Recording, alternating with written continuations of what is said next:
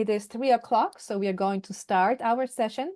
I just want to make sure everybody can see the slides. If you can just give me thumbs up. If you can see the slides, that's fantastic. We shared the bit.ly link. Bit.ly link is just a very quick link to let you access the presentation quickly before and during the session. If it's easier, if you want to use your phone, you can do the QR code and scan the presentation as well. Zoom tips. I know many of us have been using Zoom for so long, but still just a very quick reminder that we have the ASL interpreters with us. So Rebecca is one of our interpreters for today. She will be showing up close to the top for the recording purposes. If any of you want pinning privileges, our co-hosts have that privilege, but if you're not the co-host and you really want to pin somebody else in the video, let me know. We will be happy to give you those privileges. And then a tip around the gallery viewing. So if you want to see more videos or make the videos bigger, your view option on the right, there's always 9 tiny squares where it says view. You can change that to gallery view. And when you do that, you are going to have this bar that you can move to the left and right to adjust the size of your videos. It always makes a difference for many of us to sort of make those videos bigger. So that's an option for you if you would like to utilize it. And as always, I invite you to use the chat. I can see there's some posting going in.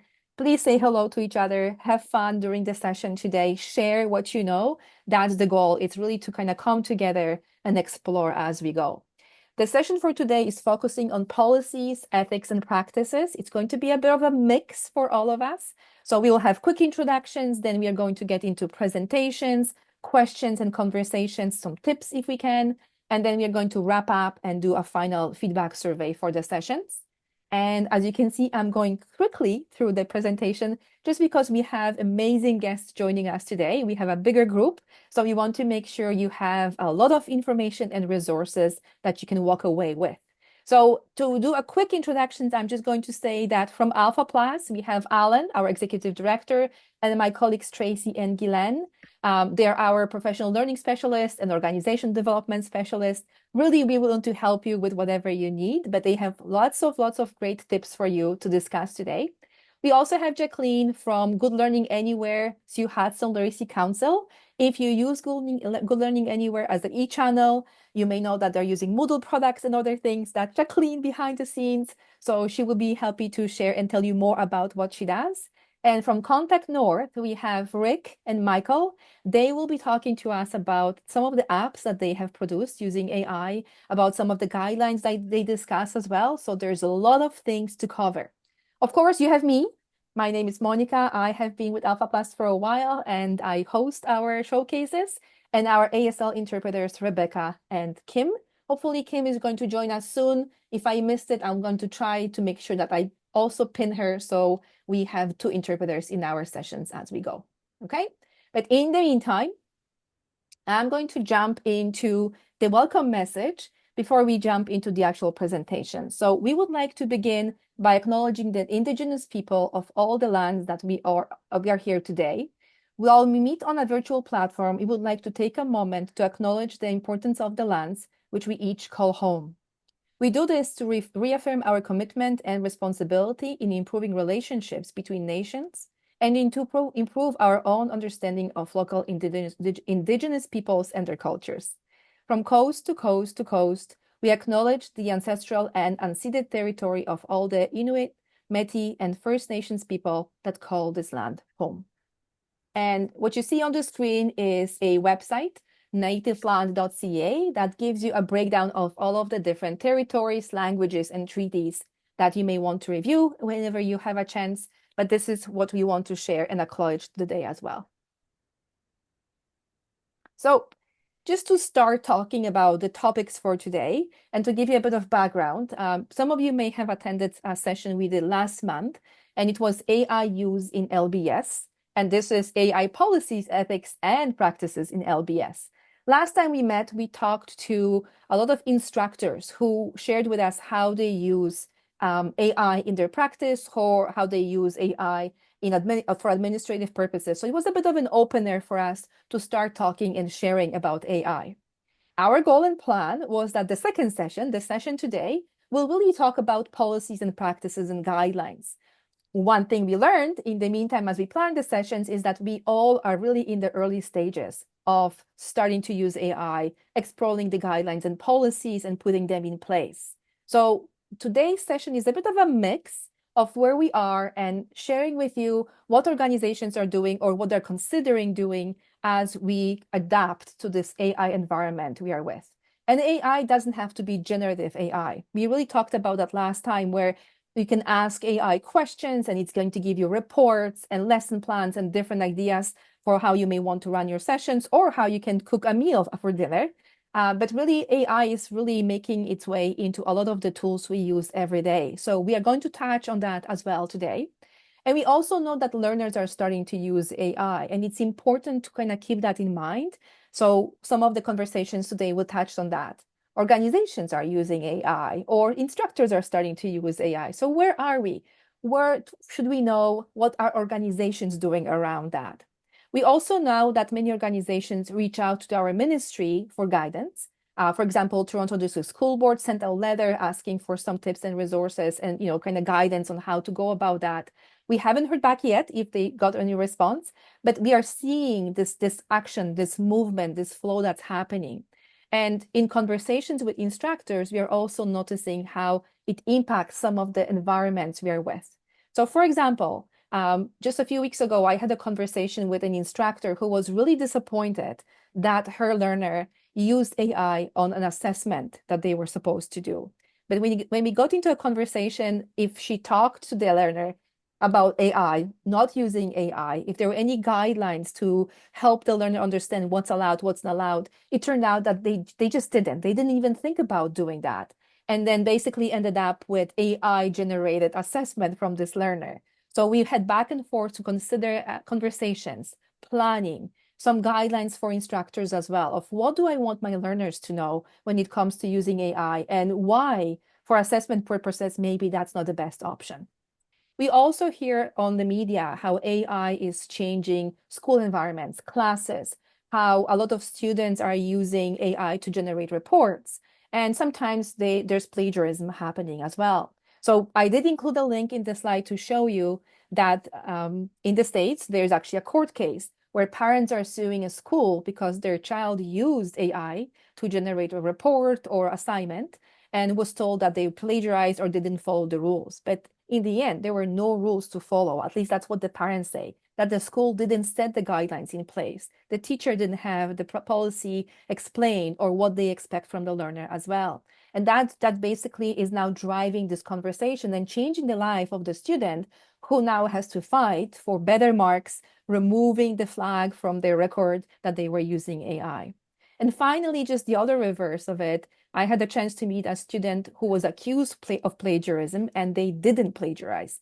But the teacher assumed or used the tools for plagiarism and the system said it was AI generated. And now the student is fighting to prove that they were not using AI in their practice. So there's so much happening in our world and outside of our world of LBS that's making changes or bringing in changes for us as well. So with that quick introduction, I want to make sure that we know where you are when it comes to using AI. So you know me, I use Slido tools to get a bit of feedback from you. So if you have a chance, if you have your phone with you, just scan the QR code. It will take you to our survey today.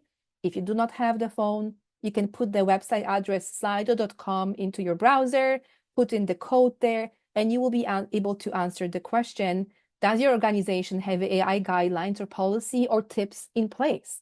And if you don't, that's totally okay. It's just to kind of get a sense, a pulse of where we are as a group today as we talk about AI. Now, some of you will say yes or no. It's open-ended question, so feel free to put sentences in, and we'll see how that goes as well. So in the top right corner of the presentation, you're going to see that we have the numbers of participants joining and responding to the question. So I'll just kind of watch to see how many of you had the chance to respond. We have around 50 participants with us, so I'm hoping many of you will participate. This is also going to help us in driving the conversation forward. And as I can see, some of you are drafting the policies. Many of you are not there yet. You're trying. I can assure you that you're not alone. Even when we were planning for our guests to join us today, we did have responses from organizations saying, we are planning, we are not sure we want to talk about it yet, so we are not going to join as guests this time.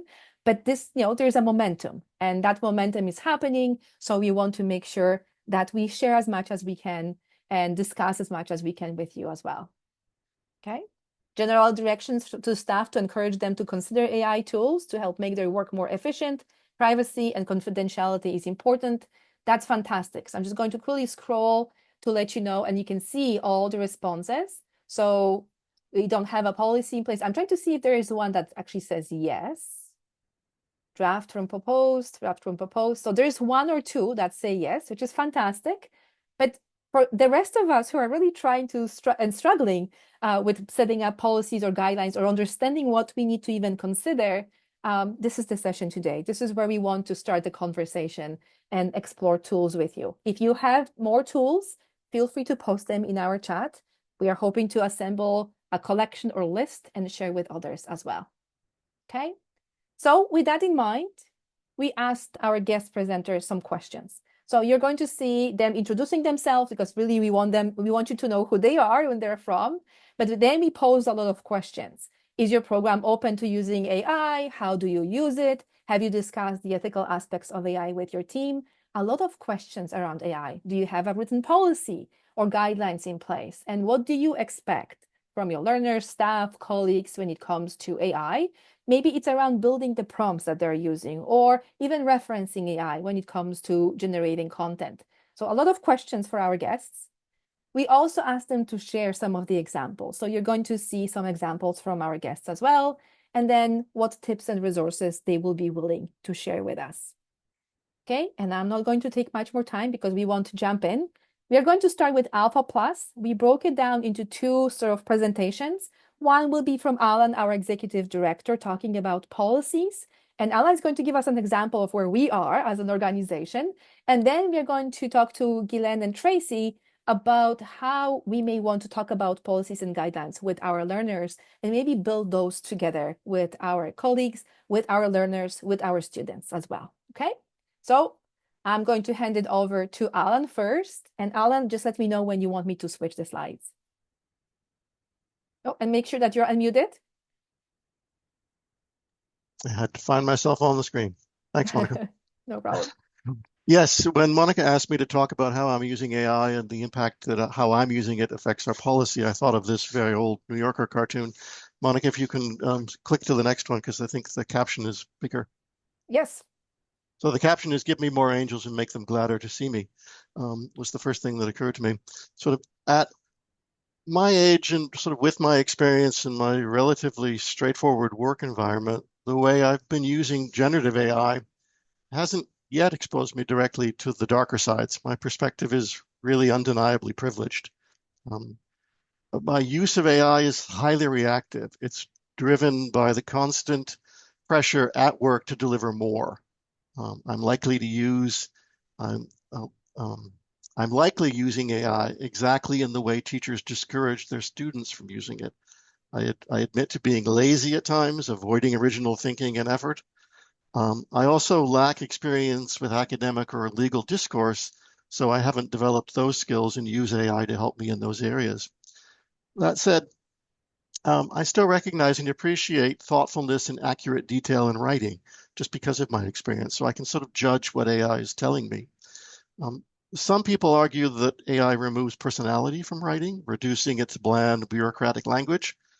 But for my purposes in professional and business documents, that's often exactly what I need. I'm not trying to create literature. I'm simply trying to communicate effectively in a workplace context.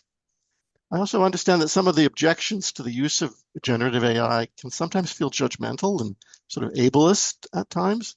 And it's important to approach these concerns thoughtfully, as the way that people use AI vary greatly, depending on their needs and their goals. Monica, if you could just go to the next slide. Oh, you're there. Okay, sorry. It's me who's not there. Okay. So how do I use it? I use it to improve my own writing and communication. I use it to improve the organization's communications. I use it to generate ideas, analysis, answer questions, provide examples, and new content. I'm aware of my own shortcomings and bad habits when it comes to writing, so AI has helped me, overcome a lot of my handicaps. Um, Despite my own handicaps, I need to communicate in writing on a daily basis as part of my work. I've been using ChatGPT for about a year to assist me with this. As a result, I think perhaps I'm relying less on staff to review and correct my letters and reports. My needs often overlap, and highlighting the practical benefit of these tools in my day-to-day work. Monica, if you go to the next slide. Mhm. So I would say that just in terms of improving my own writing and communication, I use ChatGPT and iterative, lots of prompts. And I ask it to continually review, revise, and improve clarity and flow. I asked it to state arguments in clear and plain language, asking it to simplify the language often. Review and suggest alternative arguments or points of view, asking it, how could you improve this argument? How could you state my case more strongly? I ask it to provide critical perspective, almost as a test reader, as I often use the staff to do. Um, what would AI understand as the key points of something that I've written? What could be misinterpreted or misunderstood from what I've written? Is whatever I'm stating clearly stated? I ask it often to adjust the tone. I sometimes can get angry, can sometimes get angry in my writing, and it's helpful to get AI to take some of that out when it's appropriate. Um, and it's also very helpful with things like conciseness. So if I'm looking at trying to report something to the ministry in 10,000 characters, I can quite quickly figure out how many characters I've got, and it's a more advanced word and character count than what you get in Word. I take a lot of time to sort of go through and assume that the first result I'm getting is not correct. It's like a search engine. The first result isn't going to be, it's not really like a search engine. The top ranking site isn't necessarily the best one that you're going to get. It really is a conversation that you're having with ChatGPT, and that's how I've treated it. Improving the organization's communications. Often I'm required to synthesize text from several staff sources to a coherent, consistent product. So we've got the 5 team members. We all have to write a portion of a report, and I want it to sound like it's in the same voice. And ChatGPT is very good at doing that. I mean, it's great at crafting marketing and marketing text and copy. It's quite clever and thinks of nice subject lines and nice catchy phrases, which is great. It's good to testing copy is good too. Um, and we don't use it for translation. We haven't, I mean, I can use it to sort of translate something for my own purposes, but for publication and communications, we wouldn't use it for translation. Yeah. Next slide, Monica. Okay. To generate ideas and analysis, I treat generative AI sort of like I would consultants. Really, like if you hired a consultant to do something. Um, Often in the 20 years, I'm often saying, did you Google it when someone needs help with an on-screen error message or a malfunction? And now I find AI to be a better starting point for this type of question. So when you get an error message or when something happens, rather than suggesting that people Google it, I suggest that they try putting it into ChatGPT. AI provides quicker, more focused responses and can uncover answers that might be more deeply buried in a company or a business website. It's also a valuable tool to verify whether something is legitimate. And often I've asked, is this a real thing? Do people really do that? Is that really an idea that people have? Sometimes new ideas, rules, or actions are proposed that seem poorly planned or lack common sense. People come forward, pose things that I think that really can't be how that's done. Must be a better way of doing that than that. And ChatGPT is very good at outlining sort of the steps and things that would be required for a project or a task. And often you can feed that back to the original source and say, no, if you really wanted to do a robust job of that project, here's how you might go about doing it. Yeah, I mean, often people um, put forward proposals missing critical steps, relying on untested assumptions, or overlooking potential impacts and consequences of the work. And I found ChatGPT to be very good about that kind of thing, asking it what could go wrong, what could happen if, what could be the unintended consequences of doing this. And that's one way I've used ChatGPT. Um, and I found it very useful to quickly identify weaknesses as well in ideas. It's provided a way of challenging weak thinking or poor planning by highlighting gaps in testing assumptions. As Bob Glass from the CSC often says with LBS improvements, be careful what you wish for. And I think ChatGPT offers an opportunity to sort of just find out what might actually happen if you got what you wished for in some cases. Generative AI can offer insights into potential outcomes of getting exactly what you wish for and helping to anticipate unintended consequences. Monica, next slide. Yeah, I sort of use it as a task rabbit. And the only example I could think of, which Christine Vincent Johnson and I worked on, we gave ChatGPT the URLs for all of the LBS websites. So we have a database that has all the websites of the LBS programs. And we wanted to find out which of those programs had offered GED preparation, and asked it to go out and look at all those websites and find out which of them mentioned GED prep and excerpt what they say on their website about their GED prep and give us back a report. So rather than having a staff person go out and have to look at each website and peck through them, ChatGPT acted like a little task rabbit and did those things for us. So those are the primary ways that we've used it, or I've used it. And then in terms of, next slide, Monica, why a policy? It hadn't been a burning issue for me as the ED that we didn't have an AI policy. There was some concern from some staff about it, but there hadn't really been a lot of concern about misuse or bad use of AI so far. But some staff did have concerns, and this was their concerns, or these three things were their concerns. Clarifying what they're allowed to be able to do. So it wasn't clear what someone could do or couldn't do. I basically hadn't thought that there was any concern. And also the second one was to develop, since we are talking to programs quite often about what they do, we needed to have a policy to use and model our own policy. That was a reason to develop our own. And also we wanted to use the development of the policy as a way of sort of surfacing different staff perspectives on AI and its use. And so those were the three reasons why we wanted to come up with a policy. Next slide, Monica. And what I did is I basically used AI to draft a policy. I first started off by asking it to give me a very short policy that was not restrictive for a nonprofit organization using AI. And then it gave me one version. Then I asked it to go back and come up with another version that differentiated between generating new content and improving writing and content the way I use it.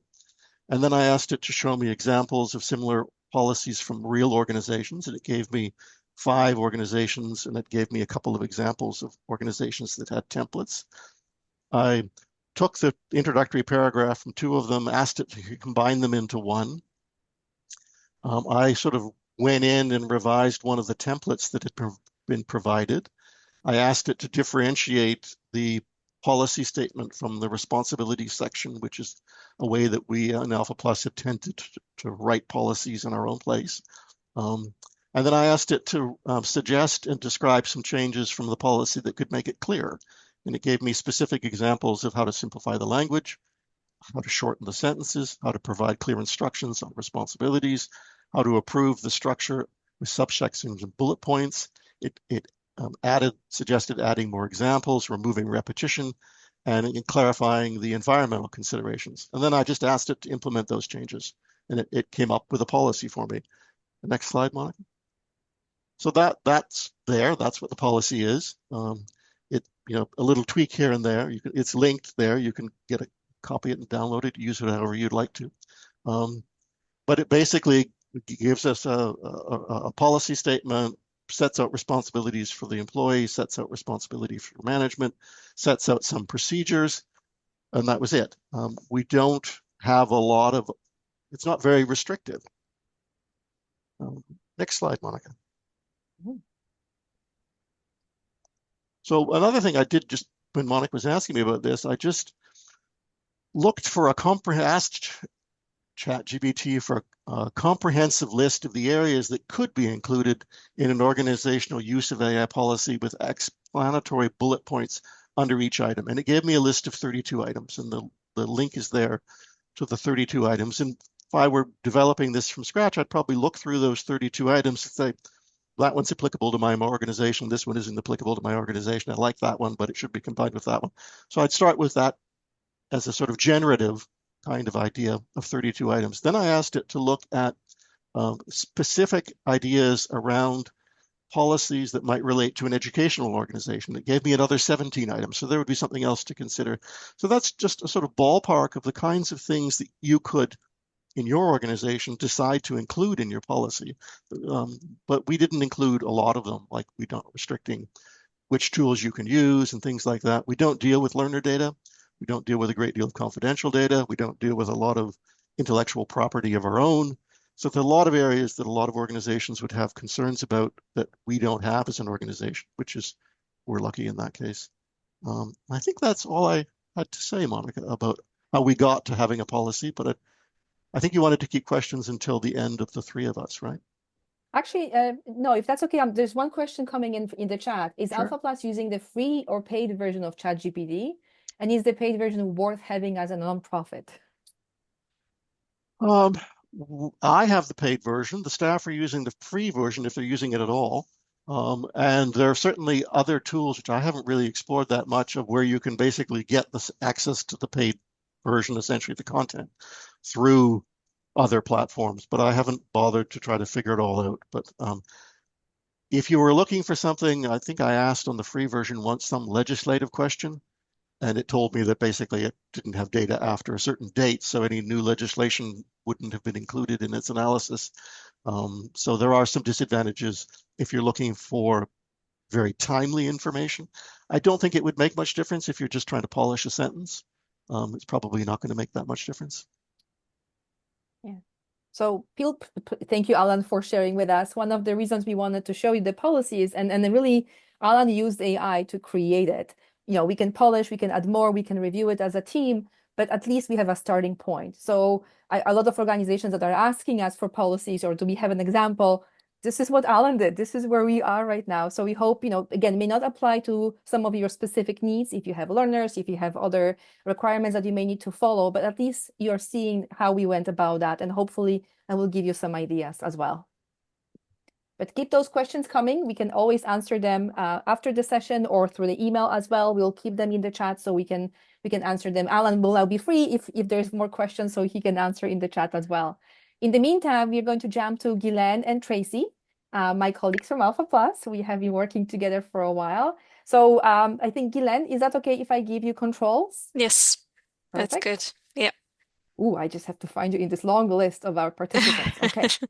All right. It should work now for you. Yes, I got the control. Thank you. And I guess I'm gonna let my colleague Tracy go ahead and start. Okay, you can go to the next slide, Gillian. I thought I had control, but you're gonna boss me around. Sorry, I've got this little coffee. Yeah, sorry. No, sorry, there was somebody else just kind of joining in, unmuted. Okay, all right, okay. Yeah, so Gillian and I, we're going to focus less on the organizational side of it and more on classroom applications.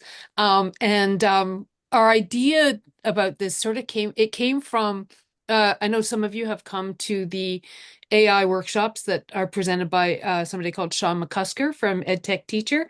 And it was in one of those workshops where somebody asked this question in the chat, and he talked about how he showed a learner how to use AI to do something.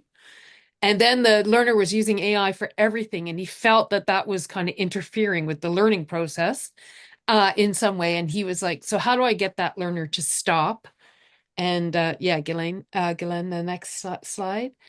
And the facilitator, Sean, suggested that as with other policies that people create in classrooms to work with learners, that it might be a good idea to work with the learner, either as an individual learner, if you work one-to-one, or a group of learners, to create the guidelines that would work in that specific context, with, for that class, for that course, for that group of learners.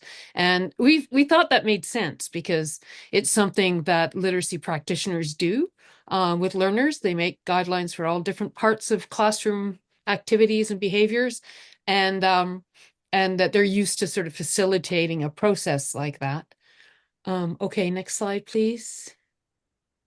But we wondered, unlike some of the other arenas where people are creating guidelines with learners, if people felt like they knew enough about AI to sit down with learners and have those conversations and to facilitate that process. We're all kind of in this place where we're just kind of learning about the capacities of AI. There's been a lot of sort of academic looking at AI in education, but how that information is filtering into practice is different in different places. So we were asking ourselves, what should we be thinking about if we're going to work with the practitioners we work with on how to develop these kinds of policies? What are some of the things that we should be thinking about? So just through our work, we've come up with some ideas. So we're going to share those ideas with you, the questions that we've been hearing.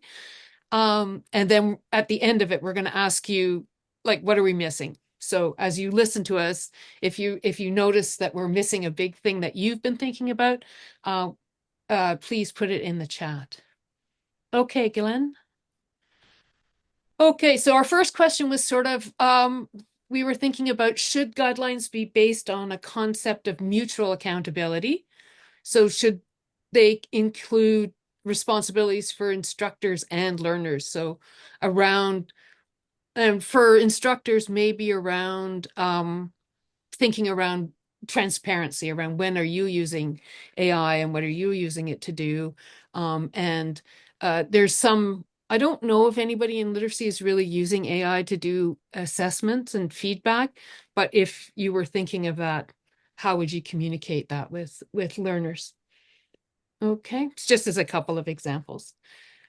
Oh,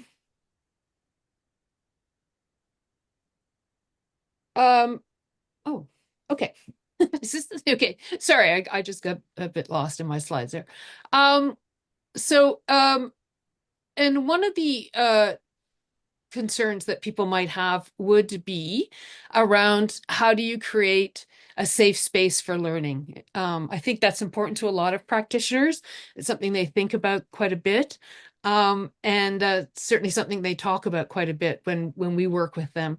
And sometimes people use this analogy of the calculator to talk about AI. And I've been in a few workshops where people have said that, and it's kind of irritated me a little bit, or it's kind of set me on edge a little bit, because I feel AI is so different than a calculator, and that usually if you put your information into the calculator correctly, if 10 people do it, they all get the same answer. Whereas with AI, we could get different answers, depending on lots of different things. And usually, or I've never heard of a calculator showing information that has bias in it, except for maybe the normal bias of mathematics. I don't know. But there's no bias. They're not going to hear any discriminatory language as they're using a calculator. And that can happen in AI. So how do we have learners use those resources, but not experience those things while they're learning? And what are our responsibilities around that? Okay, Gillian. The other thing we've been talking about, and Alan touched a little bit on this when he was talking about how AI can strengthen your writing, but literacy learners in some courses, some programs are thinking about, or they're instructors are thinking about how do we strengthen their own voice. So what's the balance between using AI to assist your writing and developing your own voice as a writer in a literacy program? So we've been thinking about that question. And one of the things I think that comes up with this is that AI can maybe make us think about a level of perfection that might shut down some creativity, right? So how can we be striving for other things besides the perfect piece of writing, but as what's the role of failure and making mistakes in learning, and so how do we balance that with our use of AI? Okay, Gillian. I think I can jump in from here, Tracy. So another thing that we were think that we heard of and we were thinking about is again around critical thinking. How can learner develop reading and research skills? It seems that there's a big jump because of if a learner was to use AI to search for information. AI is known to hallucinate sometimes. Some tools don't provide the sources of where the information is coming from. So there's this other level of, it was already there when learners were navigating the web to learn how to identify good information from information that might not be accurate. But with AI, it's sort of it's a bigger deal. So how can we apply the principles of analyzing, evaluating information online to AI when learners are building their reading skills and their research skills? So it's one other question that there's some thinking that needs to be done around that. And again, it's a lot of critical thinking that comes into play. And I should have control. Sorry, I can't move to the next slide. Did it work? Yes. The other thing that we were thinking about is around citizenship and rights. What are the responsibilities of instructors to inform learners about social environmental impacts of using AI? There's, this other layer. AI is known to be using a lot of energy, all those servers that are working to provide us with answers, with images, do use a lot of energy. What are we supposed to do with this? How are we to communicate that to learner? Do we communicate that to learners? There's some, reflection to do around that, and also the social impact, the biases that are present in AI. How do we make learners aware of that, and where do we go? So that's another question that has come up.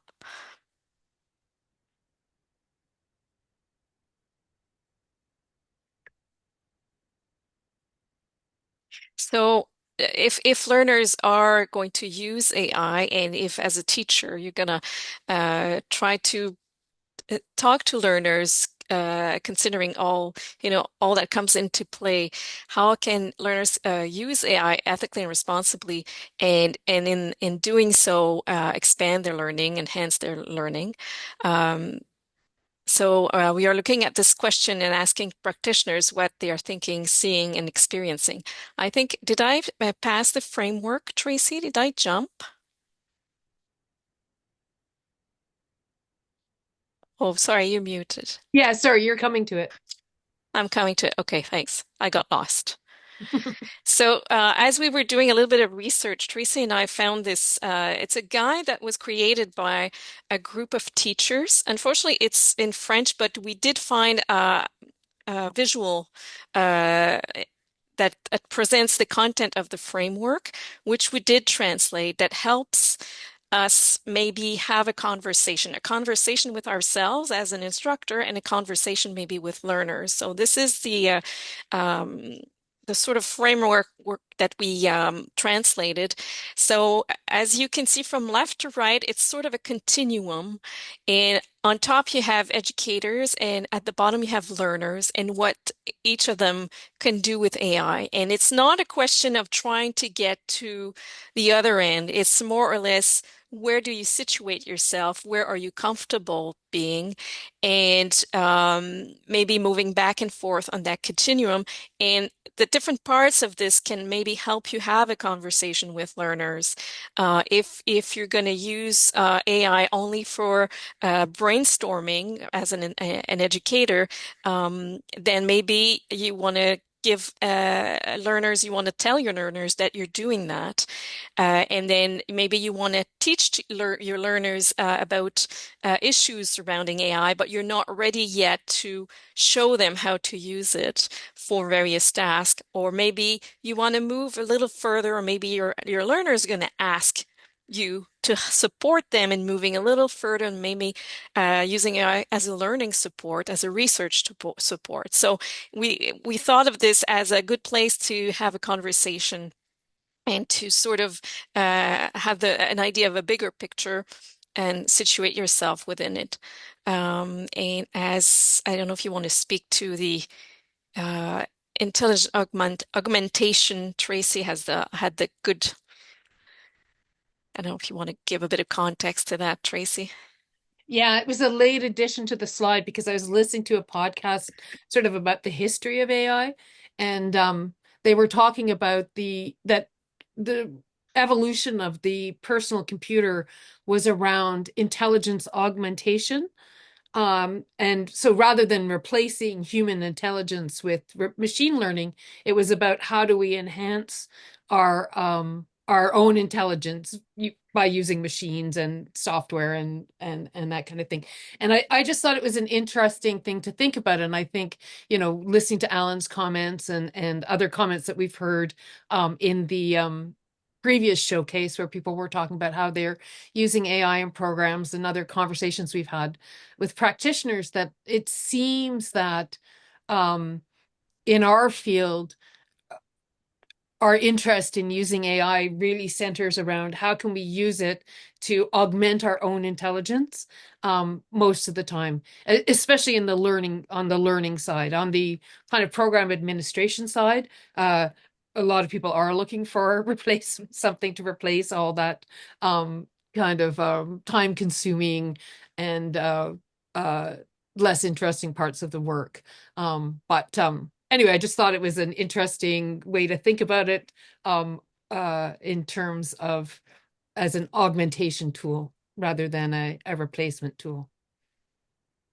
And if I can just add, to go back to the framework, in doing certain things, you might place yourself somewhere along that line, but in other things, you might place yourself elsewhere. So it's not like you're doing one thing. And same for learners, depending on the task they're trying to do, they might move around that continuum.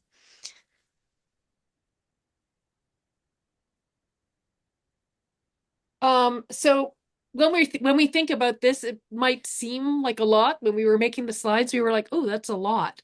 That's a lot to think about. So, and I think we're in that place where none of us have all the answers right now. But we do have good tools in our field. We have years of experience working with adult learning principles. And I think, we can apply them ethically to this field.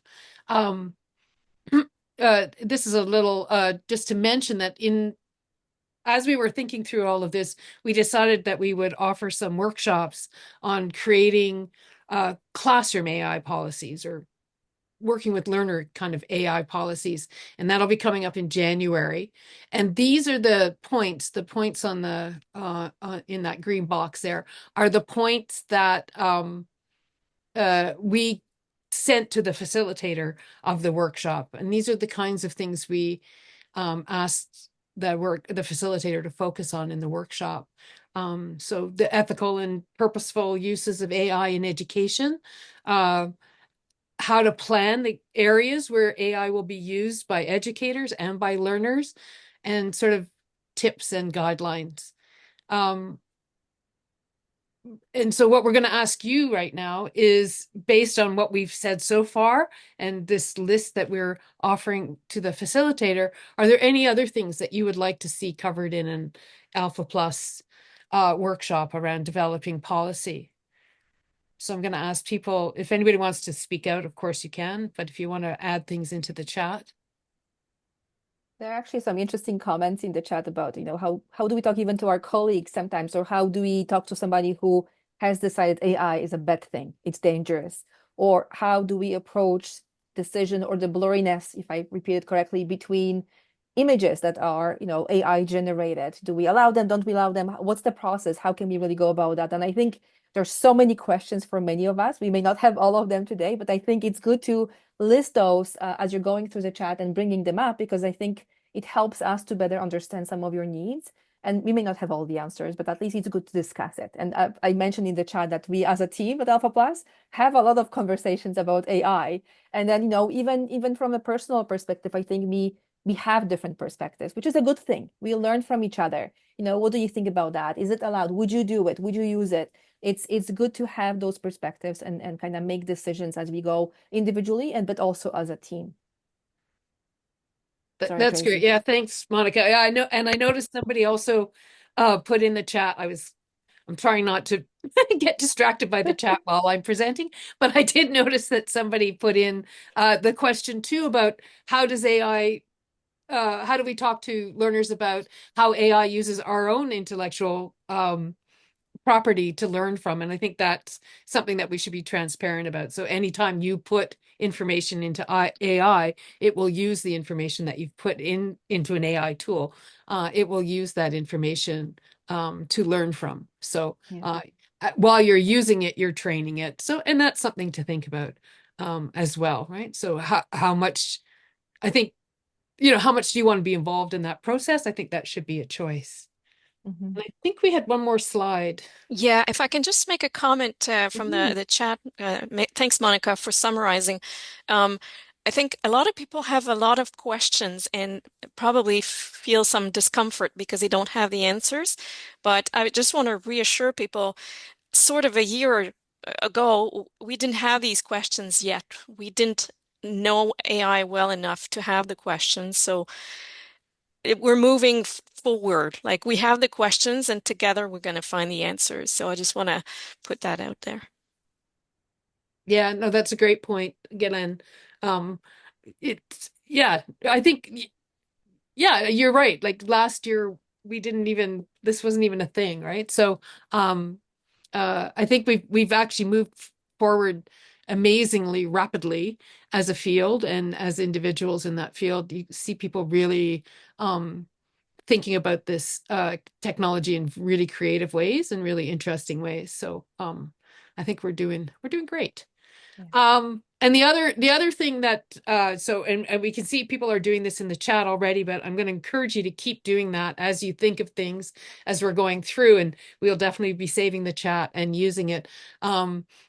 Ghislaine and I are sort of in the early planning stages for thinking about something for the spring where we kind of focus a little bit on the sort of ethical rights and responsibilities side of using AI, and looking at some lessons and curricula that especially Ghislaine has found around how do we talk to learners about AI. So if you noticed in the framework, the second step for learners was learning about the issues. So learning about what is AI, what does it do, what does generative AI do, where is it in my life already, how can I use it to enhance and expand learning, those kinds of questions. So if you have any big questions, I can see there's lots of big questions coming in.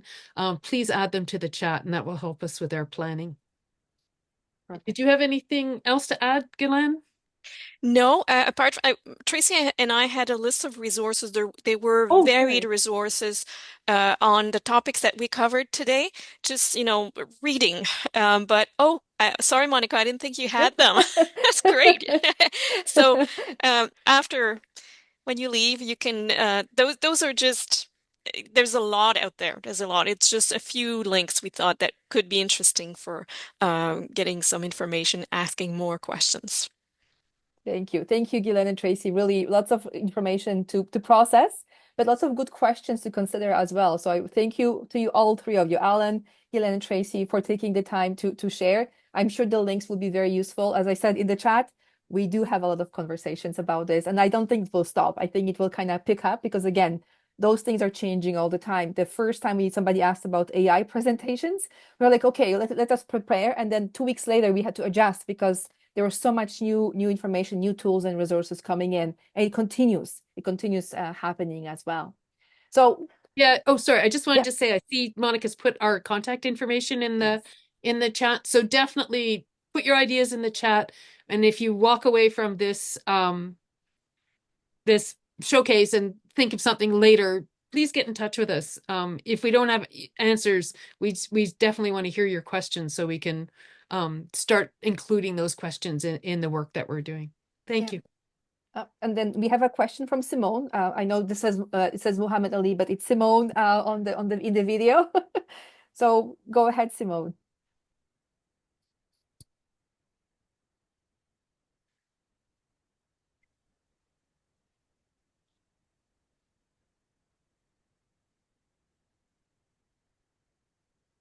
And just making sure, can the interpreter see me? Now. Yep. Thank you. I'll pin you. Yep. Oh, good. Everyone can see me? The interpreter can. Yep. I'm here from Ottawa, and I've been hearing a lot about EI. It's been the buzzword of the times, right? And obviously there's some concerns around safety. Is it good? Is it bad? I don't know. I'm just getting into the whole concept of AI. I think there's one thing that I was using Chat GPT that I kind of used a little bit, thought it was very interesting. But in terms of like more formally, I haven't yet used it. And I'm just wondering about um, the impact, or can it be adapted for certain disabilities in terms of equal access, like for people who are deaf, for example?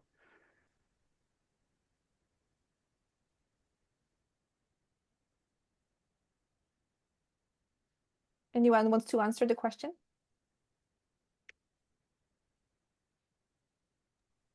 I can give a stab at it in the sense of saying I don't really know.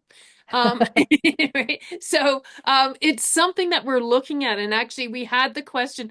We've seen some stuff for people with visual impairments, ways that AI can help them. And we actually were talking yesterday, and we were like, oh, like we've seen that, but are there things for the deaf community that would make life easier, AI enhancements that would make life easier. So we're sort of looking at that. And then our other question is around AI in a classroom where people are working with hearing impaired students. So we don't really have the answers, but it's definitely a question that's on our radar. And last week there was a presentation we're doing a series 3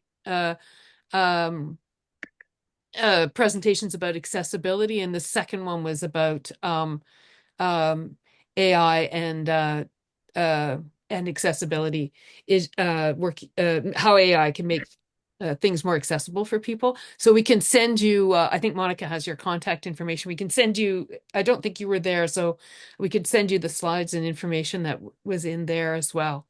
But yeah, it's so I know it's not answering your question, but we have the same question as you, and we're doing some research and trying to figure some things out. And then as soon as we learn things, we'll be sharing them with the field.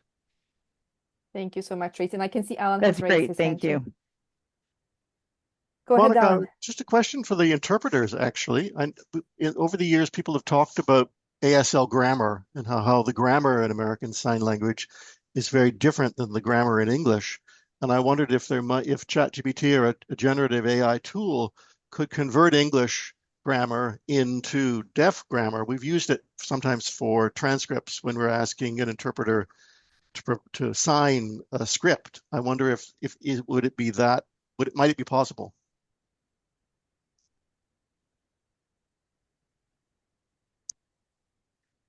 I'm not thinking so. Simone's saying that, a direct translation or transcription from English to ASL, I don't think would be possible, as grammar is not written form. It's seen on the face.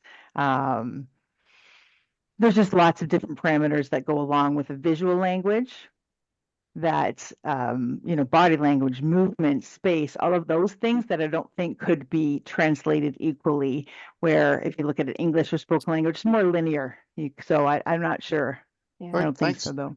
Yeah, but we'll definitely, try to see and monitor and pull some resources, whatever we can find. We always want to learn and share from each other. So very good question, Simone. Thank you. I took a note so that we don't forget about that as well. Thank you. Okay, time is not our friend, so I'm going to take us to the next guest, and that's Jacqueline from Good Learning Anywhere, Sue Hassel Literacy Council. And just give me 1 second. I'm going to give Jacqueline some controls. That way she will be able to use the slides in the way she wants. Here you go, Jacqueline. Awesome. Thank you so much. Oh, excuse me 1 second. All right. Yes, it's that time of year. I'm getting a cold apparently. So I can hear it in my voice when I started to talk there. But yeah, that's a great question that you all were talking about recently with regards to accessibility, because when it comes to online options, that is something that we have been seeing more and more of, is the accessibility component of online courses, and what can AI do to help enhance that and enhance the learner's experience depending on their needs. So what I'm actually going to be talking about today is some pieces, I should say some platforms that we are using within Good Learning Anywhere, and the updates that are happening surrounding AI, and some of the excitement that we're seeing, and why we are going to be jumping into getting some AI policies down pat and whatnot as well. So thank you, Monica. I do see the Controls. perfect. Yes, it's working. All right. So like I said, I'm going to quickly do an introduction about Good Learning Anywhere, and we're going to talk about, I don't know if you've heard of it before, but a tool called InStage, and some of the updates that are happening surrounding AI and the generative options that are new to InStage. We have Moodle as well that we and there are some AI integration and plugin tools that are coming available as well, if not already. Then we're going to talk briefly about some AI principles and ethical considerations that we have thought of, or that we have been kind of looking at and considering. However, I do want to say we are still at the very beginning stages. These tools are still really new to us. We don't even have the up-to-date Moodle yet. These are just things that happened within the past month. So more of just a heads up for anyone. And yeah, and then we'll talk about our next steps. So my name is Jacqueline Edmondson. I have been an adult educator for almost 7 years. I currently reside in North Bay, Ontario, but I bounce around depending on my husband's job. I am the Moodle lead and an instructional designer with Good Learning Anywhere. And I am working on getting my Master's of Education, and it's really interesting because AI is a huge topic within getting my master's right now, within anything education related. So so it's a pleasure to be here to be able to present. So in regards to Good Learning Anywhere, we are a free online distance learning program that is part of Sue Hudson Literacy Council. We offer a lot of different courses that are employment focused, education focused, independence focused. We have a lot of cultural courses as well because we are the lead e-channel service provider for the Indigenous stream. So we do have multiple platforms that we use, but today I'm going to only focus on the two that we mostly use. Or that I guess I should say that mostly use AI. Okay, so with the AI possibilities, you may have heard some of these in the past because not all of them are completely new, but they're becoming more and more popular. So we have the virtual tutors and chatbots that use AI. There's content generation, which we've talked a lot about in today's presentation, the adaptive and predictive tools, and enhanced accessibility and more.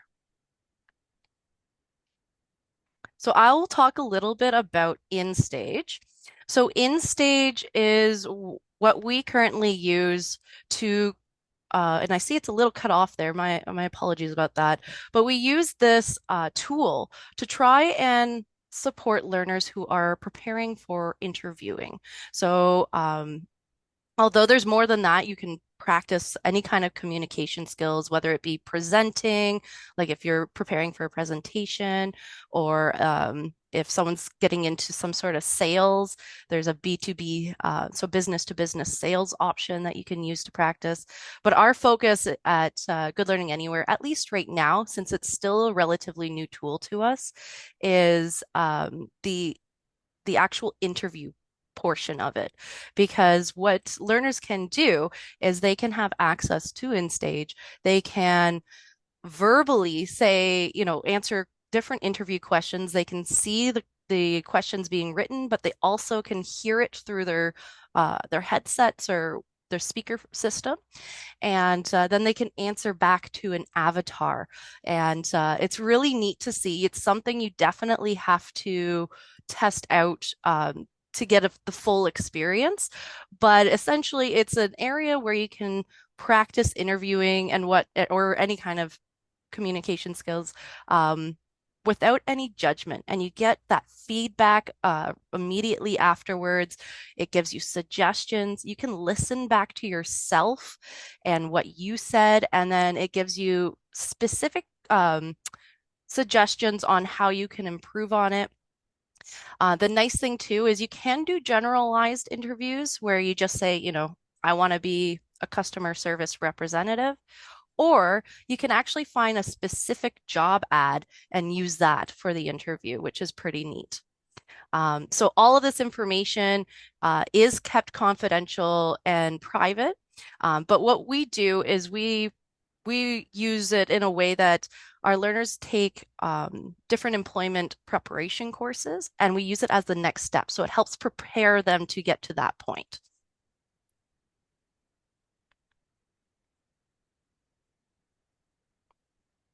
So the newest tools with this, so if you've heard of InStage before, you may not have heard of this part. So this is where the generative AI comes into play. So there is a new resume and cover letter assist option. Now, InStage is still doing the final touches to it, so it may not be available to everyone as of yet. We were lucky to get a trial beforehand to test it out. But the resume and cover letter assist options allow learners to upload their resumes and their cover letters to not only get more personalized interview questions if they would like, but also it provides an option to assist with providing feedback on the resumes and those cover letters and giving suggestions on how you could rewrite it, maybe some items you might want to, like add on to it or enhance. And it gives you that feedback as well as some scores that you can actually regenerate after you're done and get a higher percentage. So the key thing though with this is it is using generative AI.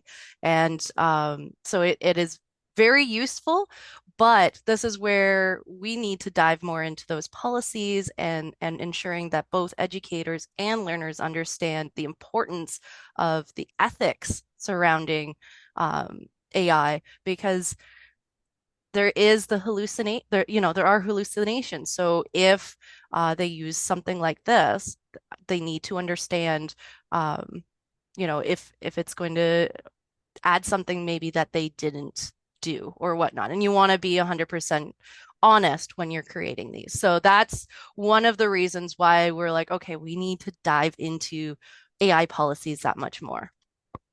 Because this is a great tool as long as you know how to use it properly.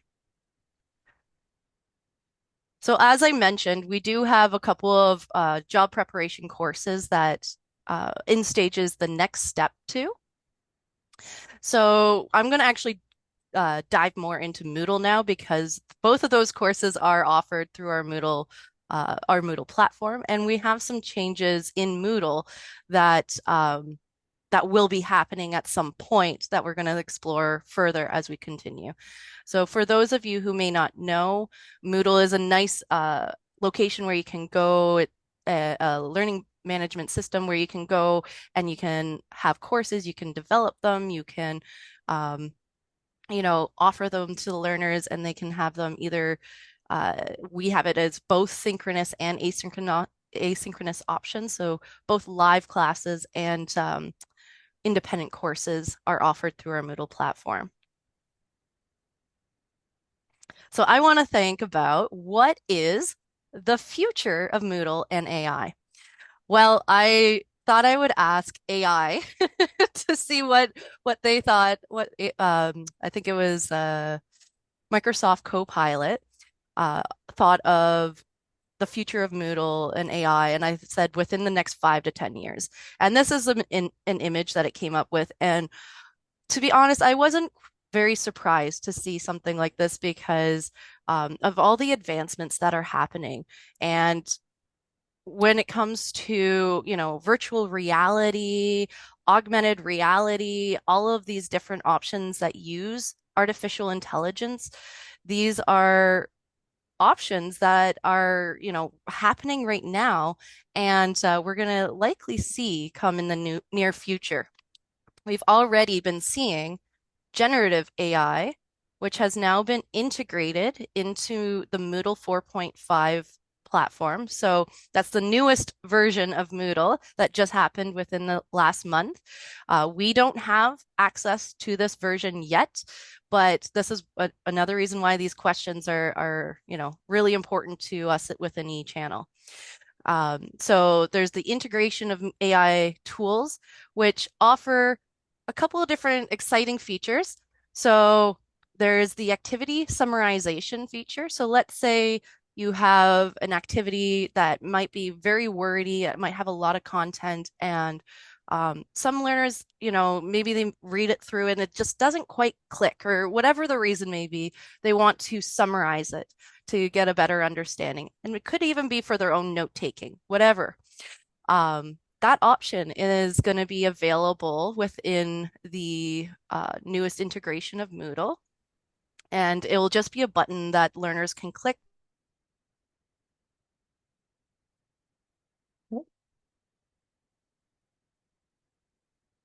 That is a possibility. Then we also have the newest integration for content generation. So this one is very similar to how people would use ChatGPT, Copilot, all that kind of thing. However, it is integrated right into Moodle, and you would use your subscription of, ChatGPT, for example, and it will right in Moodle, you can have it generate content for development and whatnot. So we would want to see it more as what Alan was talking about, where it's supporting, content we already have and maybe helping with, rewording it using that plain language, making sure that, our grammar, punctuation, everything looks good. But this is where it's important for even staff and developers is we need to ensure that they know what are the rights and wrongs when it comes to that content generator within our online system. And then I did add a couple of different AI plugins that are available in Moodle currently that we have considered if we're going to be using AI for the integration tools. We may even look into these. Still a topic of discussion, but there are options for like chatbots within Moodle, as well as text to questions generators, which uses AI to support the actual quiz questions that are being developed.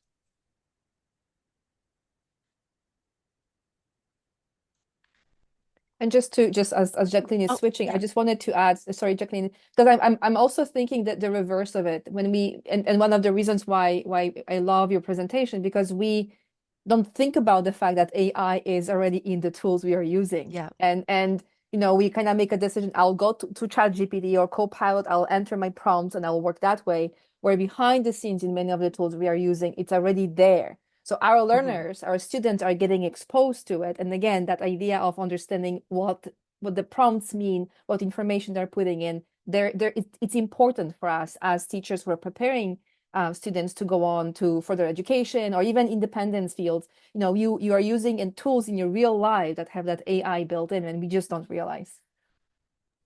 Yeah, it's very true. Like even Alexa. Yeah, absolutely. Absolutely. I'm surprised she didn't talk to me. Okay, yeah. So thank you for cutting in there. Yes. It's really important to really consider all of the above because it's something that we may not necessarily realize is happening behind the scenes. And learners are already being, they're using a lot of these tools and whatnot, whether they know it or not. And if they do know it and they're using tools like ChatGPT, for example, do they know how to use it properly? And that's the big thing, right? Both educators and learners. So I did grab this link here from Moodle itself. This is something that we're going to use to try and help drive these next steps with us to figure out what kind of policies that we need within, within online learning and what kind of things should we consider, especially when we do develop courses within Moodle.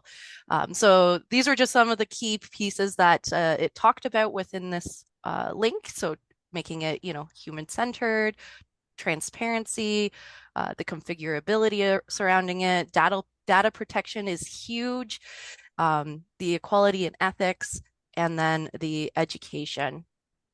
So there is training available that even Moodle offers too. Some other things that we're considering too is the ethical awareness surrounding artificial intelligence. As we've already discussed a lot today, there's a lot to consider, right? And there's some bias when it comes to AI. We want to make sure everything is fair. There's hallucinations and false information that can be apparent, and that's something we've even experienced, even just testing the some of our tools that are coming available. And then there's the copyright that you don't know where it's coming from unless, like, if you're just grabbing the information directly from ChatGPT, for example, or even one of these integrated tools into Moodle. How do you know it's not something they just pulled from somewhere else? How do you know that it's all correct? All of these different considerations to really think about. And then there's the copyright stars that I have there. That was actually something from Moodle that they had recommended whenever you use something that was generated from AI. They actually recommend using a couple of those stars next to it to just let people know that this is something that you have generated from AI. So just that was a tip that they had given. And then, of course, when it comes to the privacy and data protection, all of the artificial intelligence tools that you use are going to pull information, right? And it's one of those things because they're always learning from humans, right? When it comes to artificial intelligence, whatever you put in, it's going to learn from it. So there's definitely that to take into consideration. But at the same time, there are always going to be different resources that you can look at to know what is being, what information is being gathered and, um, what to really consider when it comes to that. So that was one thing that I really, when I was looking into the in-stage component of the resume and the cover letter, for example, I wanted to make sure that we had a resource that we could share with our learners because it's important that they recognize, what is it that they're putting in, what is actually going to be used, that kind of thing. So, and we actually did reach out to InStage a while ago, and they did update it because it was something that we wanted to make sure was up to date. And I just wanted to say we have a live class that we're offering for learners who are interested in learning about AI. It is currently being revamped, but it will be offered in February if you have any learners who are interested in learning more, if maybe they're just at the beginning stages. Yeah, you're more than welcome to send them our way. Thank you so much, Jacqueline. This is great. I really appreciate it. So much information. I did put that security policy into our chat as a link, just if Perfect. somebody wants to take a look, because I know Rick and Michael are also talking about some of the guidelines and how they apply to some of the tools. So Yes. thank you so much for joining us today, for presenting and making us all aware that our learners are going to eChannel, they're taking online courses, and they're interacting or will be interacting soon with a lot of AI tools as well. So really appreciate that. If there are any Awesome. questions for Jacqueline, Yeah. feel free to use the chat. We'll kind of redirect you there so we can give some time to our Contact North presenters. So Rick and Perfect. Michael, your turn, if I can put it that way. Thank you so much, Jacqueline. Thanks so much, Monica, and thank you on behalf of Michael and I and Sarah for the opportunity to be here today.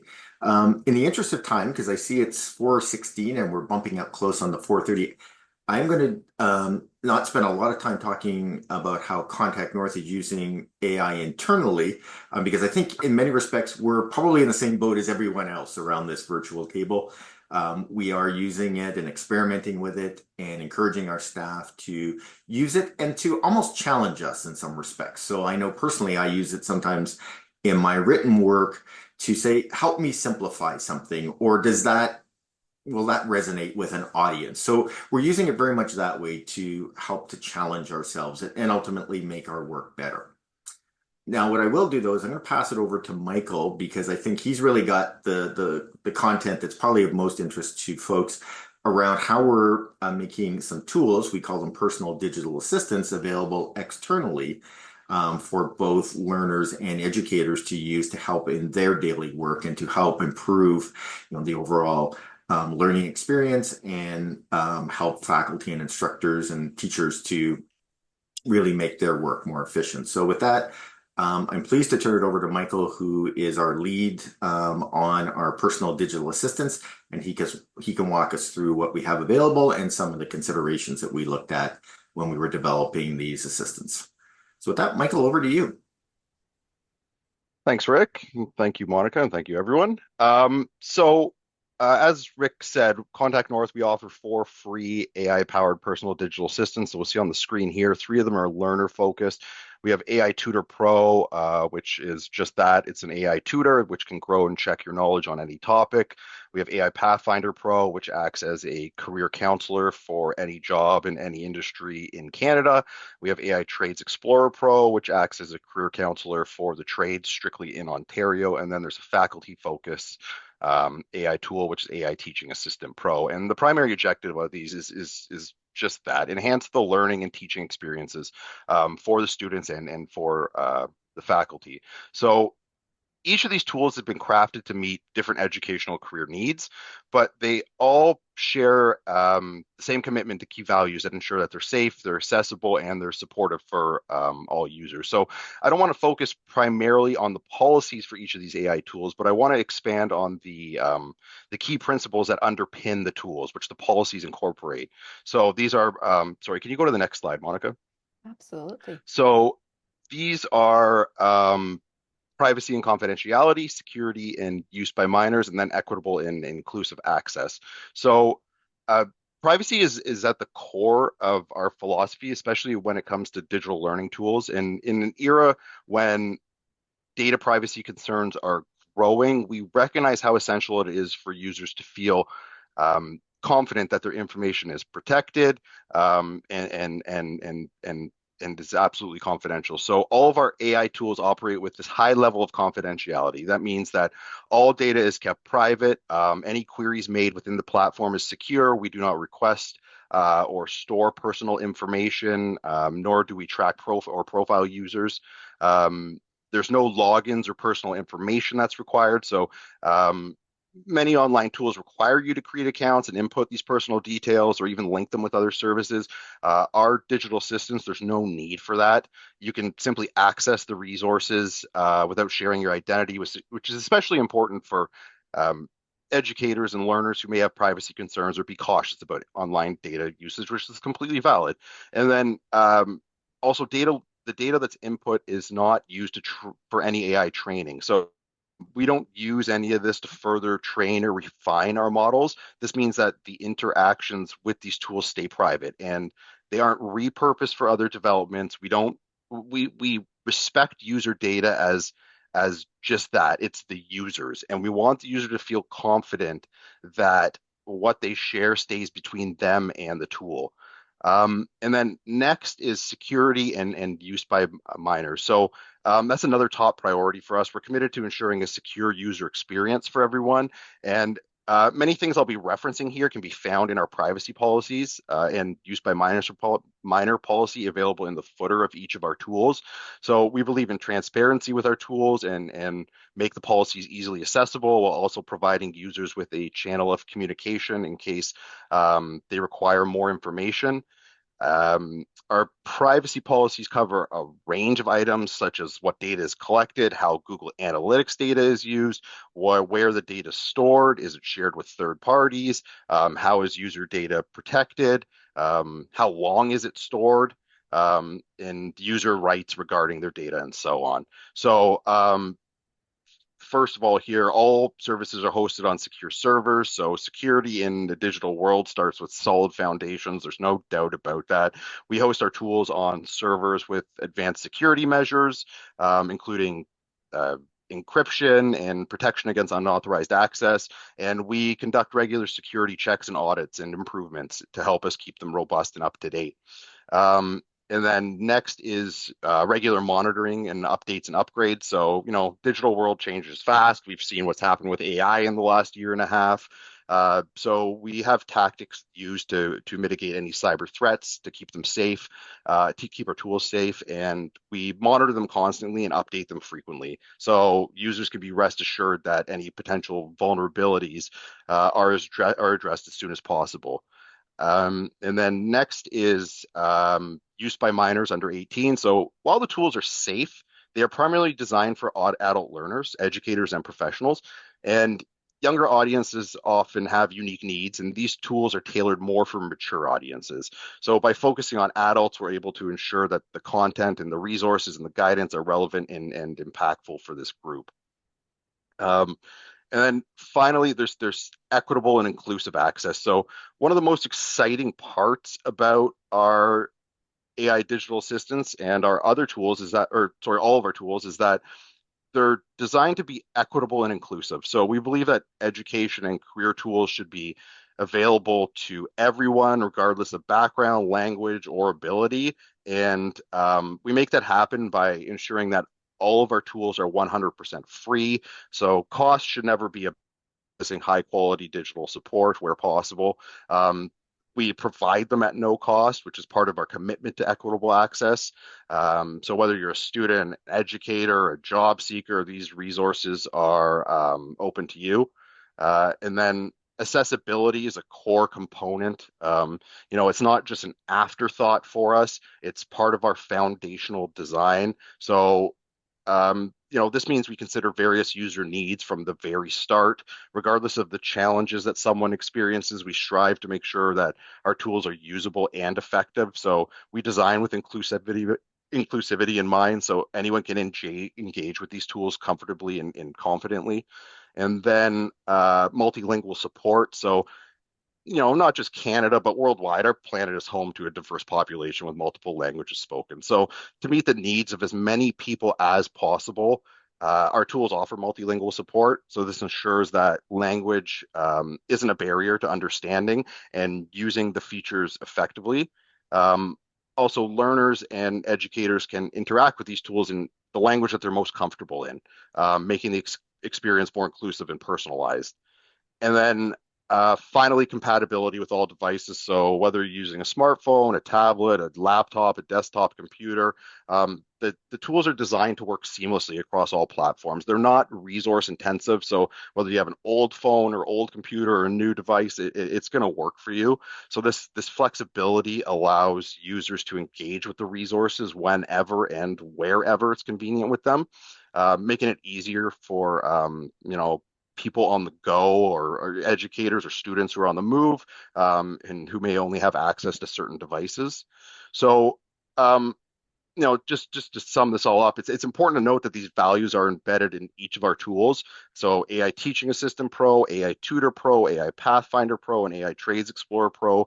So no matter which tool is being used, these principles of privacy, security, and inclusivity are consistently applied.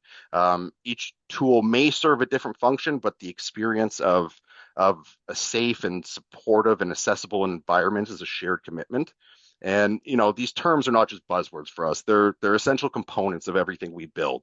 So we believe in the power of AI to transform and enhance learning and teaching, but only when it's done safely and ethically. So thank you. Wow. Michael, amazing. You were able to really kind of fit it in. We were running short of time, but you really got it in right on time. So thank you for that. And lots of learning. Some of the conversations we had with Rick and Michael, it's really around some of the guidelines and policies as well. So the tools are free. Anyone can go and try them out. But one of the things that we wanted to also touch on was that privacy piece, which also touches on guidelines.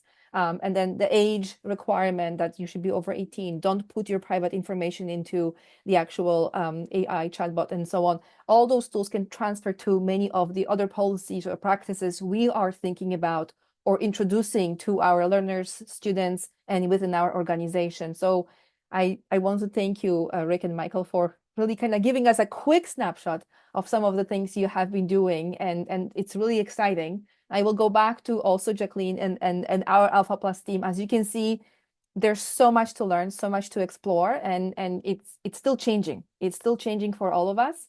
So we hope that the slides that you have access to now will give you some of the links and resources to explore after the session. If you do have any more questions for Rick and Michael, Rick, I didn't ask you, and Michael, I didn't ask you if it's okay to share your emails. If it's okay, we'll put them in the chat. If not, I can just gather the questions and forward them to you, so we can go either way. But let me know. You can just send me a chat. But in the meantime, I wanted to let you know, everybody know, that there's still PD sessions about AI that are coming up. So we have on November 27, we are starting again a round of sessions around AI for educators. So if you missed some of the sessions in the past, we really encourage you to join us and participate to learn more. That it will be Sean, one of the instructors that Tracy mentioned in her presentation. And then a new one is creating AI policy with learners. So you heard Gillian and Tracy talking about the importance of taking the stakeholders, taking them into account as you're preparing your guidelines as well. So there will be a session around that. And we plan more. So we always welcome your feedback and suggestions. And I know Tracy is putting in different links. So we put a link to our feedback. I know we are running short on time before you have to leave, but we really want to make sure that you share with us your thoughts, your opinions. How can we improve some of the work we are doing, whether it is through showcases, PD training, or other offerings from AlphaPlus. And this is going to wrap up our showcase sessions for this year. We hope to come back in April again to have more topics for you to explore. And if you learned, if there's things that we didn't cover but you want to share, send them to us, share them with us. We will be very happy to showcase and share them with others as well. The content from today, the recording, the slides, everything will be posted on the Virtual Showcase website. We always have a page where you can go back to it. All the previous sessions have been posted there, so you will have access to it as well. And with that note, it's 4:29. I know some of you may have to go, but if you want to stay a bit longer, if you have any questions for our guests or comments you may want to include in the chat or just speak up if you wish, we will be here for a few more minutes before you leave. Let us know. And in the meantime, thank you for being here with us today. And thank you to our guests and interpreters.